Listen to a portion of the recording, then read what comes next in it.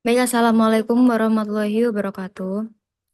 Perkenalkan, nama saya Ayat Nabila Hasya dengan nomor NRP 50012310998, Departemen Fisika di Institut Teknologi 10 November Surabaya.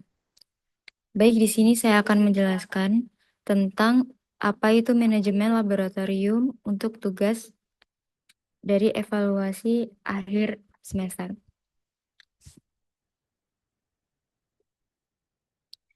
Baik, deskripsi mata kuliah ini sendiri yakni manajemen laboratorium itu sebuah mata kuliah yang membahas tentang prinsip, sistem, dan juga penerapan pengelolaan laboratorium secara profesional. Dan mata kuliah ini mencakup aspek keselamatan kerja, pengelolaan peralatan, standar mutu, dokumentasi, serta sistem inventaris guna menunjang kegiatan pendidikan, penelitian, dan juga pengujian di laboratorium.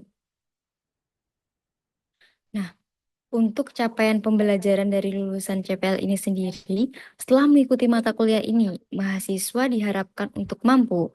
Yang pertama, memahami konsep dasar dan juga fungsi laboratorium. Yang kedua, memahami keselamatan dan juga kesehatan kerja K3 di laboratorium. Dan yang ketiga, mengelola peralatan, bahan, dan juga sistem inventaris di laboratorium. Yang keempat, memahami standar mutu dan juga sistem dokumentasi laboratorium. Dan yang kelima ini menganalisis resiko dan juga ketidakpastian pengukuran.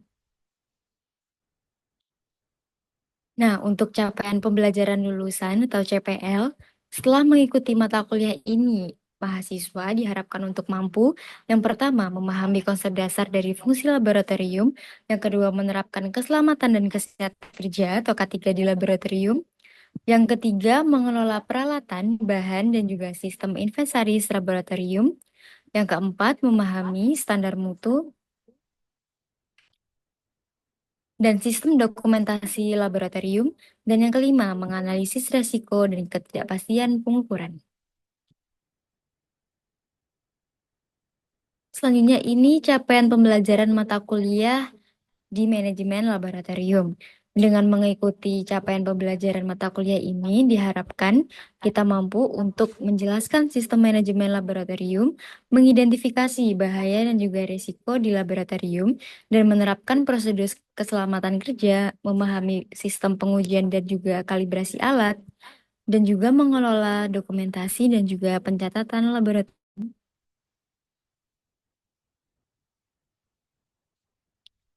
Nah, untuk pokok bahasannya sendiri, ini ada beberapa hal, yakni yang pertama, pengertian dasar laboratorium, keselamatan kerja di laboratorium, penanganan bahan beracun dan juga berbahaya, dan juga sistem standarisasi laboratorium, pengujian dan juga kalibrasi, dokumentasi dan juga ketelusuran, dan ketidakpastian pengukuran, serta sistem inventory laboratorium. Nah, yang pertama ini pengertian dasar dari laboratorium itu sendiri. Nah, laboratorium itu merupakan sebuah fasilitas khusus yang dirancang untuk melakukan kegiatan praktikum, penelitian, pengujian, dan juga pengembangan ilmu pengetahuan dengan kondisi yang terkontrol. Di dalam laboratorium tersedia peralatan bahan dan juga serta prosedur kerja yang harus dipatuhi. Contoh dari beberapa laboratorium, seperti ada laboratorium kimia digunakan untuk menganalisis larutan dan juga reaksi kimia. Laboratorium fisika digunakan untuk pengukuran besaran listrik dan juga mekanik. Laboratorium teknik digunakan untuk pengujian alat dan juga sistem. Nah, dari laboratorium ini juga berperan penting dalam menjembatani teori dan juga praktik sehingga mahasiswa itu dapat meneliti dan juga memahami konsep secara nyata.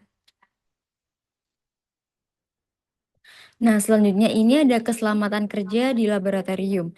Nah, keselamatan kerja laboratorium ini juga merupakan sebuah upaya sistematis untuk mencegah kecelakaan kerja dan kerusakan alat, dan juga paparan bahaya terhadap manusia maupun lingkungan. Nah, keselamatan kerja ini juga diterapkan melalui proses K3, keselamatan dan kesehatan kerja. Contohnya seperti kita dalam memasuki laboratorium itu juga harus menggunakan APD seperti jas lab, sarung tangan, dan juga kacamata pelindung. Nah, kita juga harus membaca SOP nih sebelum masuk ke dalam laboratorium itu sendiri.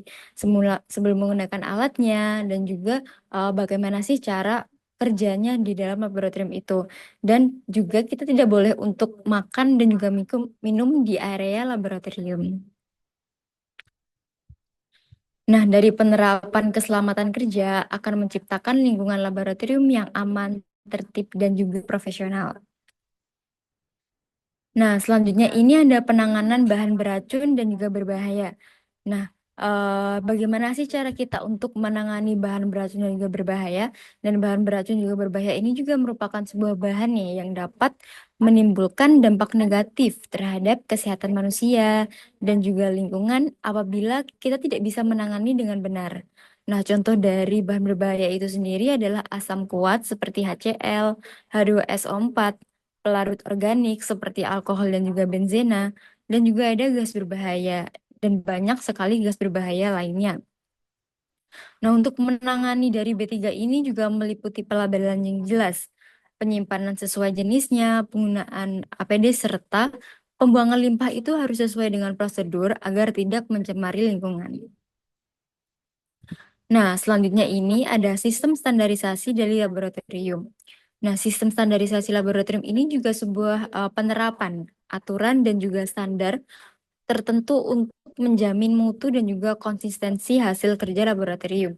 Nah, standarisasi ini juga memastikan bahwa setiap proses dilakukan dengan cara yang sama dan juga dapat dipertanggungjawabkan. Contohnya seperti ISO IEC 17025 untuk laboratorium pengujian dan juga kalibrasi. Yang kedua ada SOP penggunaan alat. Nah, dengan adanya standarisasi ini, hasil pengujian itu akan menjadi lebih akurat, terpercaya, dan juga dapat diterima secara nasional maupun internasional. Nah, selanjutnya ini ada pengujian dan juga kalibrasi. Nah, pengujian sendiri itu merupakan sebuah proses untuk mengetahui karakteristik ataupun kinerja dari suatu alat, bahan, maupun sistem. Nah, untuk kalibrasi, ini sendiri sebuah proses membandingkan alat ukur dengan standar acuan untuk memastikan ketepatan dari hasil ukur itu. Nah, contohnya sendiri itu seperti pengujian sensor, jarak, menggunakan objek tertentu, dan juga kalibrasi itu multimeter seperti dengan alat standar. Nah, dengan adanya standarisasi hasil pengujian ini akan menjadi lebih akurat, terpercaya, dan dapat diterima secara nasional maupun internasional.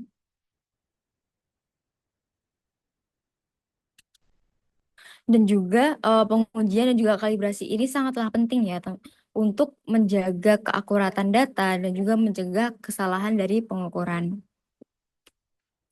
Nah, selanjutnya ini ada sistem dokumentasi dan juga ketelusuran.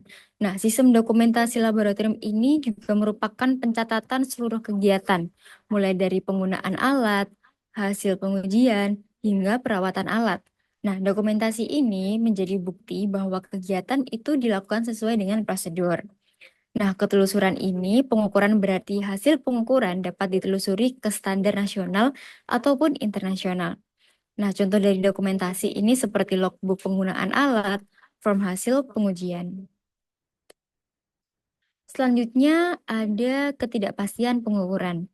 Ketidakpastian pengukuran sebuah proses rentang nilai yang menunjukkan seberapa besar kemungkinan hasil pengukuran yang menyimpang dan juga dari nilai sebenarnya. Nah, contohnya itu seperti pengukuran panjang dengan mistar yang memiliki ketidakpastian lebih besar dibandingkan jangka sorong.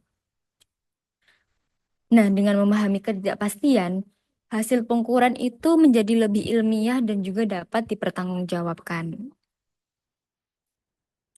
Nah, selanjutnya ini ada sistem inventory laboratorium. Sistem inventory laboratorium itu juga merupakan sebuah pengolahan sistem dan juga pencatatan seluruh dari peralatan dan juga bahan laboratorium agar penggunaannya itu lebih terkontrol dan juga efisien. Contohnya inventory itu seperti data jumlah alat, kondisi alat, baik ataupun masih udah rusak, dan juga jadwal pemeliharaan. Nah, sistem inventory ini dapat membantu untuk mencegah kehilangan alat dan juga memastikan kesiapan dari laboratorium itu sendiri. Nah, yang terakhir ialah penutup. Manajemen laboratorium ini sangat baik dan juga sangat penting untuk menunjang keselamatan, mutu, dan juga efektivitas kegiatan laboratorium. Penerapan sistem yang juga terstruktur akan meningkatkan profesionalisme dan juga kualitas hasil kerja laboratorium. Cukup sekian yang dapat saya sampaikan. Kurang lebihnya mohon maaf yang sebesar-besarnya. Terima kasih. Wassalamualaikum warahmatullahi wabarakatuh.